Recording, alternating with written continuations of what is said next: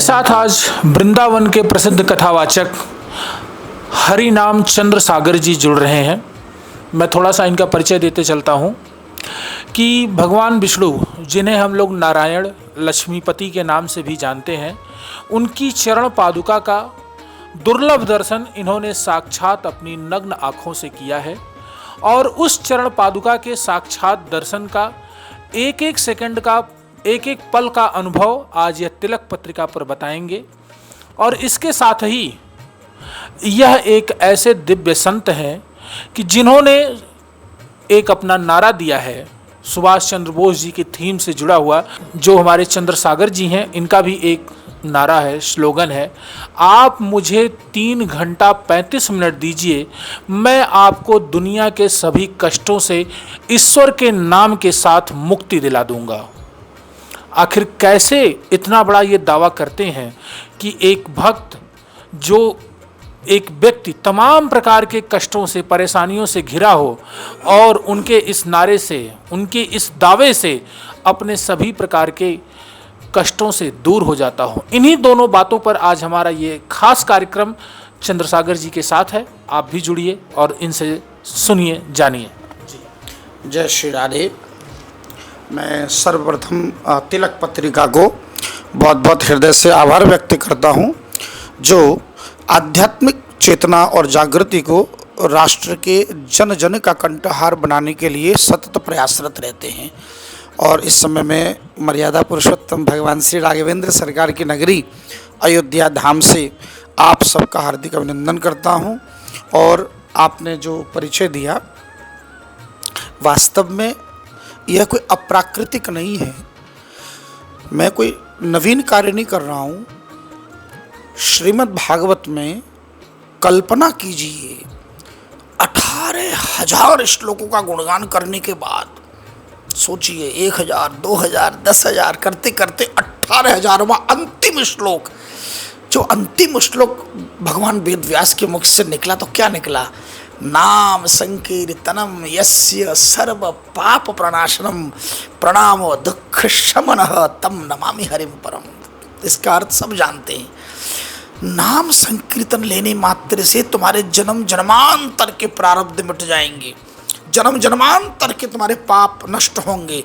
और प्रणामो दुख शमन हो, हे दुख हरण करने वाले हरि। हम भगवान को हरि क्यों कहते हैं? हरति भक्ता नाम दुखम, हरति भक्ता नाम क्लेशम इति हरि।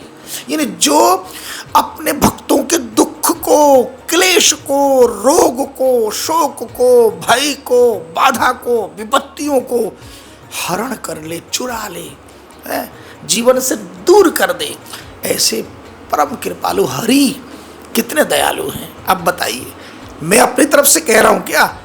18,000 श्लोक बोल के अंतिम श्लोक पर समापन जब कर रहे हैं कि भैया अब सब भूल जाओ, सारी कथा भूल जाओ, अब केवल नाम स्मरण करो, केवल नाम।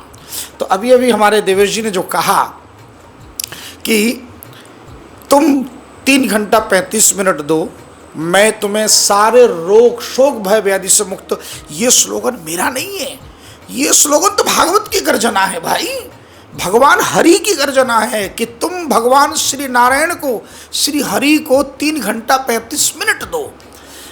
इस समय जो लोग सुन रहे होंगे ये सोच रहे होंगे, महाराज जी 3 घंटा 35 मिनट का क्या रहस्य है? 3 घंटा 40 क्यों नहीं? 3 घंटा 3.5 घंटे ही बोल दो। नहीं, उसके पीछे भी रहस्य है। हमारे शरीर में 72,000 नाड़ी हैं। ये पूरा शरीर नाड़ियों का जाल बिछा हुआ है। पीपल का पत्ता कभी देखे सूखा? देखिएगा, उसमें जाल बिछा हुआ है, सूखा पत्ता। ऐसे हमारा पूरा शरीर अगर किसी सूक्ष्मदर्शी से देखोगे तो पूरा का पूरा 72,000 छोटे कहने वाले, तो ये हमारे ब्रेन और हमारे आंखों की तो सूक्ष्म नाड़ियाँ ऐसी हैं जो सूक्ष्मदर्शी में भी नहीं आती। माने डॉक्टर अल्ट्रासाउंड में भी पकड़ नहीं सकते, लेकिन फिर भी है। कहते हैं आपकी आंखों की जो नसें वो सूख गई हैं, अब आप रोशनी नहीं आती है, वो इतनी इनविजिबल है, दिख नहीं सकती। लेकिन हमारा ठाकुर, उपनिषद में भगवान क्या कहते हैं? भगवान कहते हैं कि मैं संसार में विशालता की पराकाष्ठा और सूक्ष्म इतना कि परमाणु की पराकाष्ठा को भी पार कर लेता। अणुरणियाम महतो महियान, ये उद्घोषणा है। यानी मैं अणु से भी सूक्ष्म हूं, यानी एक परमाणु के करोड़ों हिस्सा करो उससे भी छोटा हूं, और मैं बड़ा इतना कि राजा बलि भगवान के 3 पग को नाप के दे नहीं सका। विशालता की पराकाष्ठा भगवान। इसलिए यदि भगवान नाम का कोई आश्रय लेगा तो परमात्मा पूरे ब्रह्मांड को व्यापक करके बैठे हैं, है ना। तो 72,000 नाड़ी में से 3 नाड़ी प्रमुख है, इड़ा, पिंगला और सुषुम्ना। गोपाल सहस्त्र नाम में वर्णन आता है सुषुम्ना मार्ग संचारिणे नमः, कि नारायण सुषुम्ना नाम के नाड़ी में संचरण करते हैं, गति करते हैं, रमण करते हैं। और वो सुषुम्ना नाड़ी सबसे धीमी चलने वाली नाड़ी है, जिसके विषय में योग शास्त्र में वर्णन आता है कि शीश से नख तक की एक शरीर की परिक्रमा करने में 3 घंटा 35 मिनट का समय लगता है। उसी नाड़ी में भगवान रमण करके रक्त बनाते हैं। आज तक वैज्ञानिक सब बना चुके, रक्त नहीं बना पाए। क्यों? रक्त नारायण बनाते, तुम कहां से बना लोगे? आज भी मनुष्य को मनुष्य का रक्त ही चढ़ता है, किसी बंदर का या चूहे का या तो हाथी घोड़े का रक्त नहीं चढ़ेगा। क्यों? संभव भी नहीं है। रक्त का निर्माण ही नारायण करते हैं उस नाड़ी में बैठकर। यही कारण है कि भगवान ने कहा कि जितनी देर में मैं परिक्रमा करता हूँ उतनी देर कोई एक बार एक दिन मुझे पुकार ले, मैं उसके अधीन हो जाता हूँ, है ना। 3.5 घंटा 3 घंटा 35 मिनट, बल्कि मैं कहता हूँ इसको 4 ही कर लो ना, इधर उधर थोड़ा प्रायश्चित तो हो जाएगा। मन विचलित हो जाता है तो 25 मिनट और जोड़ लो, सीधा सीधा 4 घंटा। और जो लोग ये कहते हैं कि हमारे पास तो 4 घंटा है नहीं गुरुजी, असंभव बात। अरे असंभव कहाँ है? हमारे देश के प्रधानमंत्री कितने घंटा सोते हैं जानते हैं? केवल 3 घंटा सोते हैं। 150 करोड़ की आबादी के देश को संभालते हैं। जो व्यक्ति 24 घंटा में से 21 घंटा सतत काम करता है और 3 घंटा सोता है और पूरा देश संभाल रहा है, और आप एक छोटा सा परिवार संभालते हैं और आपके पास 4 घंटा नहीं है, क्या आप बात करते हैं? हिसाब लगा लीजिए, समय समय है। और विशेष रूप से हमारी जो माताएं, बहू, बेटियां हैं, उनके पास तो बहुत समय है। क्यों? क्योंकि भाय कुभाय अनख आलसहु, नाम जपत मंगल दिशि दसहु। नाम जपने में कोई आवश्यक नहीं कि एक आसन पर बैठ के जपे, कोई आवश्यक नहीं कि ध्यान करके बैठे, कोई आवश्यक नहीं स्नान करे। संसार में जितने साधन है सब में कंडीशन अप्लाइड है प्रभु, लेकिन नाम जप में कोई कंडीशन अप्लाइड नहीं है। जैसे आपको कहूँ ध्यान, आप ध्यान नहीं कर सकते। ध्यान करोगे, कोई बगल में खड़े होकर आपकी चुगली करे, निंदा करे, बोले भाई ढोंगी आंख बंद करके बैठा है बड़ा आया ध्यान करने वाला, तुरंत उठ जाओगे, बोले अभी बताता हूँ तुझे, जोश आ जाएगा, अपनी निंदा नहीं सुन सकते आप, है ना। इसका तात्पर्य ये हुआ कि ध्यान में भी कंडीशन अप्लाइड है। बोले तीर्थ यात्रा, बोले तीर्थ यात्रा में भी कंडीशन है, उसमें तो ज़्यादा कंडीशन है, जेब में पैसा हो और शरीर स्वस्थ हो, तब जाके आप तीर्थ यात्रा करोगे। उसके बाद पूजा, बोले पूजा में भी कंडीशन है, बिना स्नान करे पूजा में ध्यान ही नहीं लगता। इसका तात्पर्य है कि आप नाम जप जो है इसमें कोई कंडीशन नहीं है। तुलसी बाबा कहते हैं जपहि नाम जन आरत भारी और मिटहि कुसंकट हो ही सुखारी। क्या कह रहे हैं? कि जपहि नाम जन आरत भारी। गोस्वामी जी कह रहे हैं संसार में बड़े से बड़ा दुख का पहाड़ भी टूट पड़ा हो तो वो भी नाम जप से दूर होगा। ये मैं नहीं कह रहा हूं, गोस्वामी जी कह रहे हैं मानस में। और मिटही कुसंकट, क्या कह रहे हैं? संकट नहीं, कुसंकट, कुसंकट भी दूर हो जाएगा। मिटही कुसंकट हो ही सुखारी, परम सुख की प्राप्ति होगी और सारे कुसंकट दूर हो जाएंगे। अब जब इतना आश्वस्त भगवान कर रहे हैं, मैं आप लोगों से पूछना चाहता हूं कि आखिर आप लोग नाम जप से वंचित क्यों हैं? क्यों नाम जप से वंचित हैं? आज ही नाम जप की माला उठाइए और 3 घंटा 35 मिनट आप जप कर देखिए। आपका जीवन परिवर्तित न हो जाए तो कहिएगा। जीवन में बड़े से बड़ा रोग, शोक, भय, व्याधि, बहुत से लोग ये कहेंगे, बोले महाराज अगर नाम जप से सारी बीमारियां दूर होती तो ये अस्पताल बनता।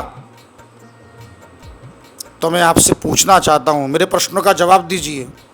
बताइए, गजराज ने भगवान को क्यों पुकारा? मोक्ष प्राप्त करने के लिए या पांव फंसा हुआ था? बोलिए।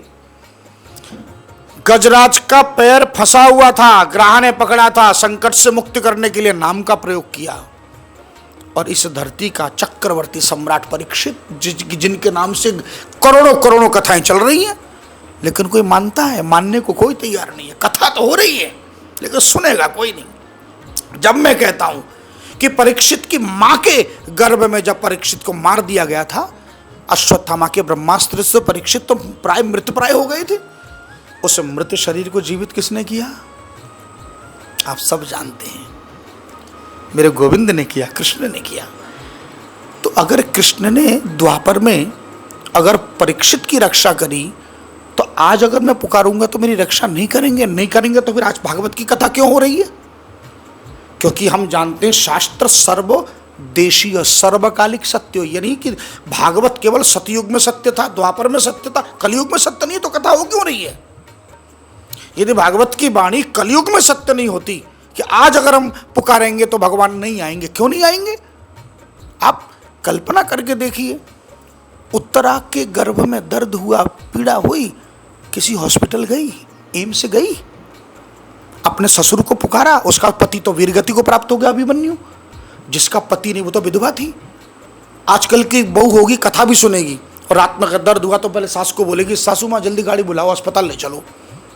लेकिन अगर अब मैं प्रैक्टिकल बातें करता हूं, आप सुनने को तैयार नहीं है। अगर उत्तरा को विश्वास है अपने गोविंद पर, उसे अपने ससुर पर भरोसा नहीं है। उसका तो 5-5 ससुर है, और ससुर भी कैसे, अरे बाप रे, ससुर भी 5 ऐसे कि जिनके कदम अगर धरती पर पड़ जाए तो पाताल छेद कर दे। भीम, युधिष्ठिर, नकुल, अर्जुन, जिसके गांडीव के टंकार अगर धरती पे हो तो स्वर्ग में इंद्र को सुनाई पड़े, उसका सिंहासन हिल जाए। लेकिन हम मानने को तैयार नहीं है। उत्तरा पुकारे, हम क्यों पुकारें? है राजा विराट की बेटी, वो हमारे राष्ट्र की नहीं है, वो विराट नगर की बेटी है। एक विराट नगर की बेटी, वर्तमान में विराट नगर नेपाल में पड़ता है। एक पड़ोसी राष्ट्र की बेटी हमारे देश में पुत्रवधू बनकर आई है, और वो हमारे कृष्ण को मानती है, वो भगवान के शरण में गई। और मैं कहता हूं जथा काम तथा नाम। आपको पता है उसने क्या नाम लिया? उसने कहा, पाही पाही महायोगिन देव देव जगतपते। देखो कैसा नाम लिया है, जो काम बनवाना हो वही नाम चुन लो। पाही पाही महायोगी, हे महायोगी। क्यों? बोले बिना योग का सहारा लिए तुम गर्भ में जा नहीं सकते, इसलिए योगी। और दूसरा शब्द क्या बोली? जगतपति, हे जगत का पति। क्यों? क्योंकि मेरा पति अभिमन्यु तो वीरगति को प्राप्त हो गया, तो अब इस गर्भ की रक्षा कौन करेगा? अब जगत का पति, तुम जगत के पति हो तो मैं भी जगत में हूं, तो मेरे पति भी तुम हो, इसलिए इस गर्भ की रक्षा तुम करोगे। और इतना सुनते ही भगवान तत्काल अंगुष्ठम मात्रम अमलम, अंगूठे के स्वरूप लेकर चतुर्भुज रूप से गए और शंख चक्र गदा पद्म से उस मृत शरीर को पुनर्जीवित कर दिया। नारायण के लिए कौन बड़ी बात है? ये विश्वास में हिंदुस्तान के 125 करोड़ हिंदुओं के माता बहन और बहुओं के अंतःकरण में भरना चाहता हूं। आप लोग इसको मानिए और नाम का चमत्कार देखिए। केवल मेरे कहने से 7 दिन आप लोग जप के देखिए, 7 दिन। आज एक MBBS डॉक्टर भी आपसे फीस लेता है ना, जो 2-2.5 हज़ार रुपये, और लेकर भी आपको गारंटी नहीं देगा। क्या कहेगा? दवाई खाते रहिए, अगले हफ्ता फिर टेस्ट करा लीजिएगा, ठीक है, थोड़ा बहुत शुगर कम हो जाए तो फिर चेक कर लीजिएगा, नहीं दवाई 3 महीना चलेगा। और ये मेरी उद्घोषणा है, आप 3 घंटा 35 मिनट नाम जप के देखिए, 7 दिन बाद दवाइयों की पोटली सरजू में फेंक देंगे। पर आप करोगे नहीं, तो भैया जब करोगे नहीं तो मैं क्या करूँगा? फिर आप ये कहोगे तुम्हारे आप दूर करोगे। अरे भैया राम राम, मैं कौन होता हूँ? ये देखो मेरे हाथ में, भैया जिसका नाम इस झोली में चल रहा है, दूर मेरे गोविंद करेंगे, दूर करेंगे ठाकुर। जिस भागवत का आश्रय ले रहे हो ना, जिस भागवत का नाम लेकर हमारी रोजी रोटी चलती है, उस भागवत पे भरोसा नहीं है, पहले भरोसा पैदा कीजिए। लोग मुझसे पूछते हैं, बोले महाराज कथा करते हो, दक्षिणा क्या लेते हो? महाराज व्यासपीठ से कभी चंदा उंदा नहीं मांगते हो? आजकल तक फैशन हो गया ना, गौशाला के लिए, आश्रम के लिए पहले कथा में विराम देंगे, आधा घंटा पहले चंदा मांगेंगे, और तब कथा आगे बढ़ेगी। ये सब तामझाम हम करते नहीं। मेरा ये मानना है कि मेरा यजमान तो मेरे गोविंद है। जिस गोविंद की कथा, जिस कृष्ण की कथा, जिस रघुनाथ की कथा मैं सुना रहा हूं, दक्षिणा भी रघुनाथ को देने दीजिए ना, दक्षिणा भी कृष्ण को देने दीजिए। बोले महाराज तो कि जजमान क्या करेगा? जजमान वही करेगा जो मेरे गोविंद आदेश देंगे, मेरे रघुनाथ आदेश देंगे। यदि मेरी कथा में, मेरे भगवान नाम में, निष्ठा में यदि शक्ति है तो मेरे गोविंद को प्रकट होकर उनके अंतःकरण में प्रेरणा देनी पड़ेगी। बोले गुरुदेव को ये दक्षिणा दे। जब कथा में आपको ही विश्वास नहीं है तो सामने वाले को विश्वास कैसे होगा? पहले तो हमें विश्वास करना होगा। और मैं बार बार कहता हूं, आग्रह करता हूं कि 3 घंटा 35 मिनट घाटे का सौदा नहीं है। जैसा कि आपने परिचय कराते हुए कहा सुभाष चंद्र बोस जी के उस वक्तव्य को मैं दोहराता हूं, तुम मुझे रक्त दो मैं तुम्हें आज़ादी दूंगा। और मेरे गोविंद की उद्घोषणा, ये मेरी उद्घोषणा नहीं है, मेरे गोविंद की उद्घोषणा है कि तुम गोविंद के नाम को 3 घंटा 35 मिनट दो और तुम्हारा जीवन के बड़े से बड़े रोग शोक भय व्याधि के पहाड़ को वो उठाएंगे। क्यों? क्योंकि उठाने का पुराना एक्सपीरियंस है। 7 कोस 21 किलोमीटर का पहाड़ उठा चुके हैं। और आपको बताएं, एक मनुष्य को उठाने के लिए पूरी ताकत लगानी पड़ती है, पर मेरा ठाकुर ऐसा चमत्कारी है कि 7 कोस का पहाड़ भी एकदम छोटी कनिष्ठ उंगली से उठा दिया। अरे जो ब्रजवासियों की रक्षा करने के लिए अपनी पूरी शक्ति केवल एक कनिष्ठ उंगली में भर दिया, पूरा पहाड़ खड़ा हो गया हो। आपके जीवन के तुच्छ रोग शोक भय व्याधि का पहाड़, आपके विपत्ति का पहाड़ उनसे बड़ा था क्या? कल्पना कीजिए कि यदि आपने मेरे गोविंद की शरणागति ली। हम लोगों ने गोवर्धन चरित्र में, भागवत में रात दिन पढ़ते हैं कि ब्रजवासियों के जीवन में संकट आया तो ब्रजवासी कहीं भागे के मदद मांगने प्रशासन को 101 नंबर पर फोन नहीं किया था कि अग्निशमन की मशीन जल्दी बुलाओ भैया, आंधी तूफान बंद कराओ। सरकार को फोन नहीं किया था 100 नंबर पर डायल करके। भागवत में वर्णन है उस समय भगवान, हे गोकुलनाथ, हे गोविंद, है हमारी रक्षा करो। इतना कहने मात्र से ठाकुर ने कहा, आओ ब्रजवासियों, सब मेरे निकट आओ, हम उठाएंगे इस पर्वत को। तो पर्वत उठाया। तो वो फॉर्मूला अब लागू क्यों नहीं हो सकती? गोस्वामी जी ने कितना सरल दिया। मैं अपनी वाणी को उपसंहार के रूप में इस दोहे के साथ पूरी करूंगा। ध्यान से सुनना, एक एक शब्द में अमृत परिपूर्ण है। राम नाम नर केसरी, इस कलयुग के परिप्रेक्ष्य में बोल रहा हूं। राम नाम नर केसरी, कनक कशिपु कलिकाल, और जापक जन प्रहलाद जिमी, पाली दलि सुरसाल। अर्थ समझ लीजिए। राम नाम नर केसरी, कलयुग में राम का नाम ही नर केसरी। नर केसरी माने नरसिंह भगवान। नरसिंह भगवान कौन है? जो आप जीवा पर जो नाम आप लेंगे, यानी 3 घंटा 35 मिनट जिनका नाम आप जपेंगे, वो नाम ही नरसिंह भगवान है। और आगे क्या कहा? बोले कनक कशिपु कलिकाल। कलिकाल कौन है? कनक कशिपु माने हिरण्यकश्यप।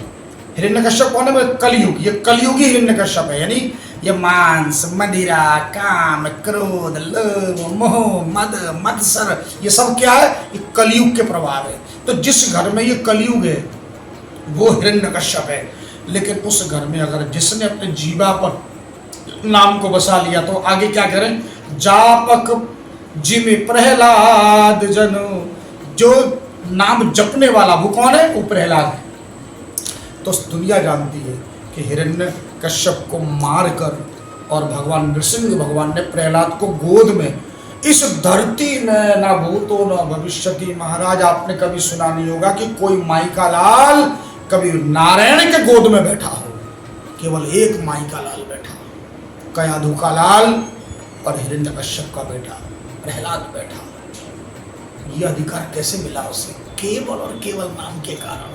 भगवान नाम से उसने भगवान को ऐसा अधीन कर लिया कि भगवान आज तक बोले भाई, मैंने आज तक न ब्रह्मा को गले लगाया, न भगवान शंकर को कभी गले लगाया, न मैंने अपनी गोद में अपनी धर्मपत्नी लक्ष्मी को बिठाया, लेकिन वो अधिकार आज मैं तुझे देता हूँ, तुझे मैं अपने गोद में बिठाता हूँ। तो बताइए आप, जो अधिकार लक्ष्मी को नहीं मिला, अपनी अर्धांगिनी अपनी धर्मपत्नी लक्ष्मी को नहीं दिया, भगवान शिव को नहीं दिया, ब्रह्मा को नहीं दिया, वो अधिकार नाम के अधीन होकर गोद में बिठा लिया। क्या आप अपने नाम से वंचित रहेंगे? पाल ही तलि सुरलाल। इसलिए देवताओं की रक्षा अगर नाम से होती है तो हम मनुष्यों की रक्षा क्यों नहीं होगी? प्रमाण दिया कि नहीं? बस इसी प्रमाण के आधार पर मैं सीना ठोक के कहता हूँ कि आप लोग भी नाम को जीवा पर बैठा लीजिए। बहुत से लोग ये कहेंगे गुरुजी क्या करें, नाम जपने में मन नहीं लगता, क्या करें, बस विश्वास तो है पर मन नहीं लगता। तो जिन लोगों का मन नहीं लगता है ना, उन लोगों के लिए एक टोटका बता रहा हूँ, प्यार से सुन लीजिए। वो टोटका ये है कि आपको पता है ना, बड़े आदमी से काम लेना हो ना, कभी कभी जैसे डीएम से काम लेना हो, तो चुपके से जाके उसके सामने उसके बच्चे को पुचकार लीजिए, और बेटा कैसे हो, ठीक हो, भाभी जी नमस्ते। तो जैसे डीएम को प्रसन्न करने के लिए उसकी फैमिली को प्यार कर लीजिए तो डीएम साहब प्रभावित हो जाते हैं, सीएम साहब प्रभावित हो जाते हैं। ऐसे भगवान का नाम अगर आपके जीवा पर न आए ना, तो भगवान की माँ को पकड़ लो, हे यशोदा मैया, हे माँ कृपा कर। क्या भैया तू तो कान पकड़ के अपने लाला को है कान पकड़ के पूछती है, बोल। और भगवान तीनों लोक में किसी से नहीं डरते, अपनी माँ से डरते हैं। तो यशोदा मैया को पकड़ लीजिए, माँ यशोदा को प्रार्थना कीजिए, हे यशोदा मैया कृपा करो माँ, तुम्हारे लाला को बोलो ना कि तुम्हारे लाला का नाम मेरी जीवा पे बैठ जाए। ये भाव यदि आपने कर लिया, ये छोटा सा टोटका है, और भक्ति मार्ग में बड़े बड़े टोटके फेल हो जाते हैं, ध्यान रखना है ना। ये छोटा सा जरूर है पर असरदार है। आप किसी दिन प्रेम से और दोनों नेत्रों में अश्रुपूरित होकर, एक पंचरति भाव है, किसी दिन मैं दूसरी वीडियो में बोलूंगा कि ये नाम पंचरति भाव से जपेंगे, उसकी विधि है, उस विधि का नाम मैंने दिया पंचरति भाव। नामोपचार चैनल पर भी आप देख सकते हैं, और मैं कभी विशेष रूप से इस पंचरति भाव को हमारे तिलक चैनल पर भी मैं आपको बताऊंगा जिस दिन समय लगेगा, और विस्तार से कि पंचरति भाव से मैं विश्वास लीजिए 7 दिन आप जपेंगे, आपके जीवन में बड़े से बड़ा कष्ट, बड़े से बड़ा रोग शोक भय व्याधि, चाहे वो संतानहीन हो, चाहे वो बार बार गर्भपात हो, चाहे किसी का वंश रुक गया हो, चाहे कुछ भी हो, क्रूर ग्रह का हो, चाहे कोर्ट कचहरी का मामला हो, चाहे इस धरती का कोई भी कष्ट हो, मैं तो कह रहा हूं सारे क्रूर ग्रह को निमंत्रण दीजिए, सब मेरे सिर पर आगे बैठ जाओ, कोई टेंशन नहीं लेने का। क्यों? जीवा पर नाम बसता है तो क्या चिंता है। जय जय श्री राधे। देखा आप लोगों ने, मेरे साथ प्रसिद्ध कथावाचक हरिमोहन चंद्र सागर जी जुड़े हुए थे, जिन्होंने अपने स्लोगन को उदाहरणों के माध्यम से चरितार्थ किया। अगली वीडियो में हम पंचरति भाव को जानने के लिए इनके साथ जुड़ेंगे। आप देखे रहिए तिलक पत्रिका। मैं देवेश पांडे, कैमरा पर्सन सूर्य प्रकाश पांडे के साथ, अयोध्या।